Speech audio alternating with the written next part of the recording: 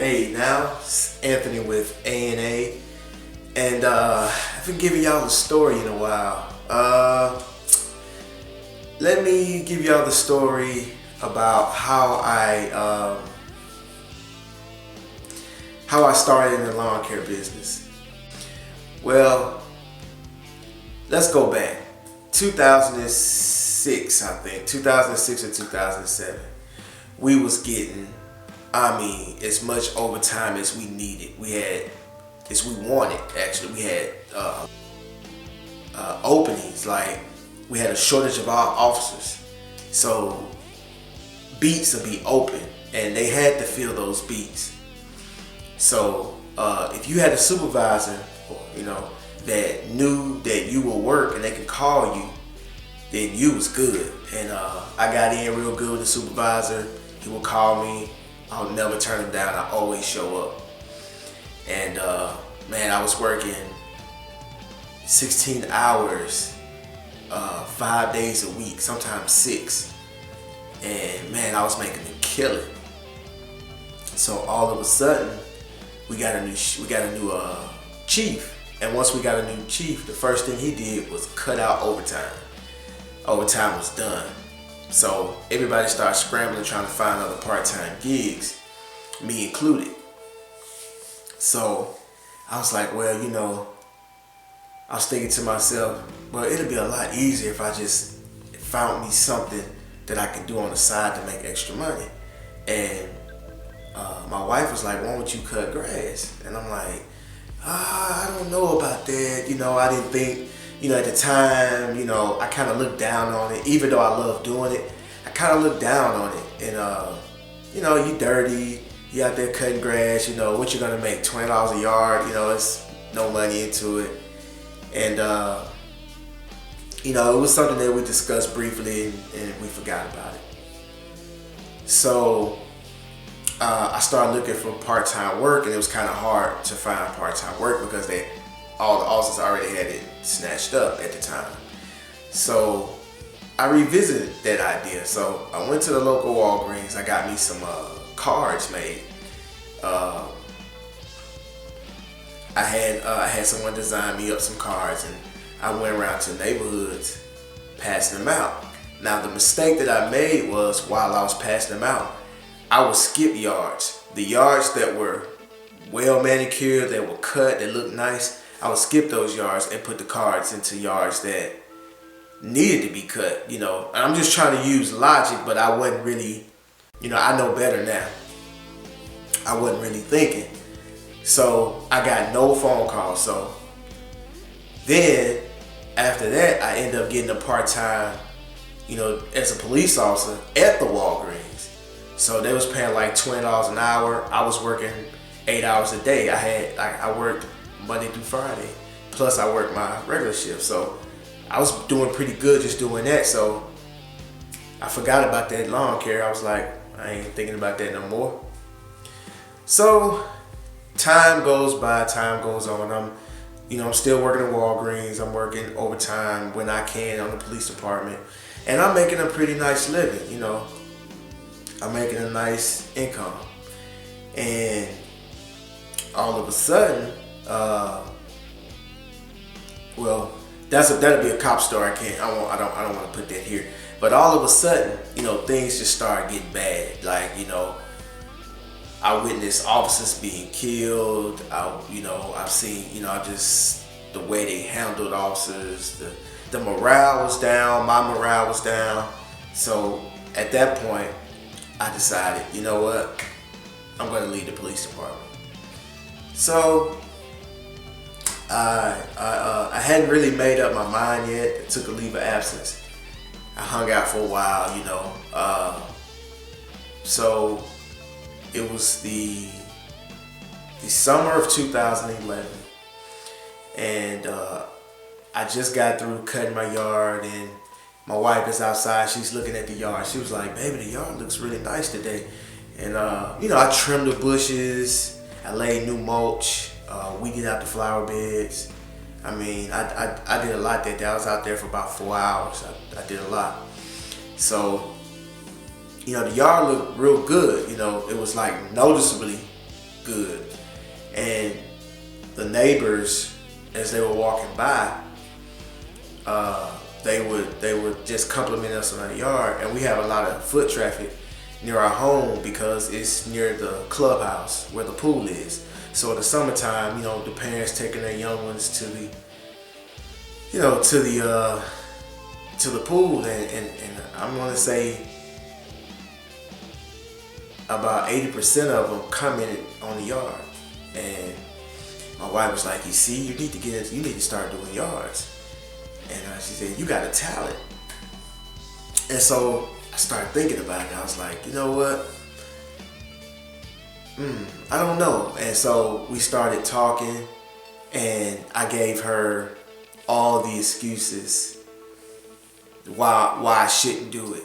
And every time I gave her an excuse, she would have something to say. And every time she rebutted my excuse, it just made so much sense that I couldn't even continue. It was like, man, like I would say something like, well, you know, it's so much competition around here. Like everywhere you go, you see a truck and a trailer with lawn equipment on it. And then she'll say, yeah, but I mean, we got, you know, thousands and thousands and thousands of houses in this area alone. They can't do all of them. You know, every time she hit me with something, it wasn't an opinion, it was a fact. It wasn't how she felt, it was facts, and you can't argue with the facts. So I was like, well, I don't have all the right equipment. You know, they got zero turns, they got all these nice fancy mowers. You know, I don't have all the stuff. And she was like, yes, you do. You just did our yard. Look how nice it looks. I mean, you're gonna be doing another house similar to this one. Why not just do the same thing and get paid? I was like, damn, why shouldn't I do the same thing and get paid? You know? And then, you know, I just kept coming up with excuses, and she was shooting them down just like that.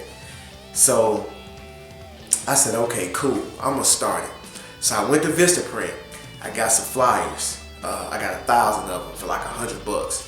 And had A&A Lawn Service. I put down all the stuff that I'll be doing. And they sent me some free magnets. I put them on my truck. And I went and I passed the flyers out. But what I did different this time is that I didn't pass them out on the yards that needed to be done. That was just like a mess. I put them on every last one. And so, you know, a few weeks went by, I didn't get a call, but I wasn't too upset because all that overtime and all that part-time that I did, I had money saved up, so I was good. So so weeks and weeks just keep going by and I don't get a call. And all of a sudden, I get a call. Hey, I want you to come and give me an estimate. I want my yard done. And do you do pine straw? And blah, blah, blah. And I'm like, I've never done pine straw before. And I was like, yeah, I do pine straw. I'm lying, of course. And so so I went over to the house, looked at, what needed to be done. And I gave them a price. And they was like, cool. I think I charged them like, how much did I charge them? I think I charged them about $130. I got about like 5 or 6 bales of pine straw. I was out of like $30, and I charged them another fee to put it down plus cutting the yard. So they had a $45 yard. It could easily be $50 or $55. It was a nice size yard, but I told them $45 and everything. So I did it. And she was so happy. She was like, oh my God, you did a good job. It looks so good. And she was like, yeah, I need you to come every week. So I was like, wow. I was like, $45 every week. That's $180 a month. I was like, wow, that's great. So then that was maybe a week had passed.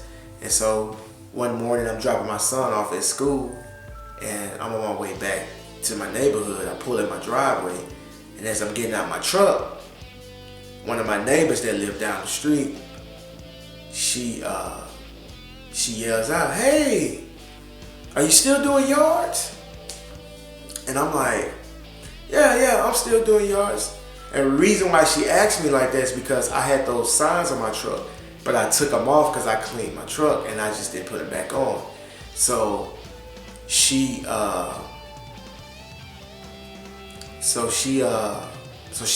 wanted me to give her an estimate. So I walk down there, I look at her yard, look at her backyard, I give her an estimate and everything.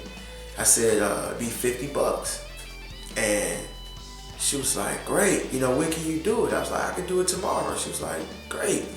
So at the time, I didn't have a walk behind, I didn't have a backpack blower. I had just the stuff that I use at home. So I go down there, I cut a yard, I get paid, and she tells me she wants me to do it every 2 weeks. Then a week later, a week has passed, and she calls me. She said, my yard needs to be cut again. You're gonna have to come every week. So that's $50 a week. So I'm adding that up. That's $200 a month plus the $180. So okay, I'm almost at $400 a month already. So the lady calls me back again, and she says, hey, do you do mulch? And I need my bushes trimmed. I'm like, yeah, I can trim your bushes. I do mulch. So I trim my bushes, and I put mulch down and everything, and made a pretty good, made some money off that. And then the neighbor, which is also my neighbor, and it's her neighbor across the street, she stops me and she said, hey, aren't you that guy that live up the street? And I'm like, yeah, that's me. She was like, hey, you doing yards? I'm like, yeah. And she was like, can you give me an estimate on mine? And I'm like, great, I'll give you one, be right over. I go over there, look at her yard, I tell her be 50 a cut. She said, okay. She was like, all right. And she was so happy. And I was like, I must be charging too low or something, because these people are just excited. And so I ended up doing her yard, and she said she wanted me to come every week, and she gave me $65, and I told her 50. So I was like, maybe that was just a tip. But you know what? I cut that yard for 4 years. And they ended up moving back to where they were from. But I cut their yard for 4 years, every week. And she gave me $65 every time. And I think that rounds out to about, $230 a month? So I'm at $600 a month. And then before you know it, it just started growing and growing and growing. And I started getting more clients and more clients and more clients. And then the day that I knew that I can actually make it, it was one of the days, because I did have some times where I thought I made a mistake. But this is one of the days when I knew that this can work. One day I get a call from a friend of mine. He needed me to do his yard. And he had a lot of stuff that needed to be done. And I told him how much it will cost. And I had to do some tree trimming. He had some low-hanging limbs. I had to do some trim some bushes, clean out some flower beds, mulch and everything. It ended up being like a $300 job. And I profited like $300 from the job. So then I get another call, this all in the same day. I got up like 6 o'clock in the morning, and did that job. And then later on, I got another phone call from someone that needed some work and everything. And I'm just bouncing around. And I was getting cash. I had money in my pocket. So when I get home, took my clothes off and everything, put my clothes in the wash machine, get a bath and everything. And I just pulled my money out of my pocket and just set it on my dresser. So once I get cleaned up and everything, I come back to the money and I count it. I made $750 in one day. And that's when I knew I can do something with this. And when I first started in the police department, my rookie year, my rookie year, before, I want to say while I was in the academy, every 2 weeks, one check of mine would be $700. And I made $700 in one day. So what I was making there every 2 weeks as a rookie and as a cadet, I'm making in a day cutting yards. That was it. Put in my resignation, and I was like, I'm doing this full time. Everybody thought I was crazy. Everybody looked at me funny. I know a few people looked down at me. I lost some friends, but they weren't really my friends. But you know, the first year was a struggle. The second year got better, and the third year it got just great, and it just kept growing. I'm on my 6th year now.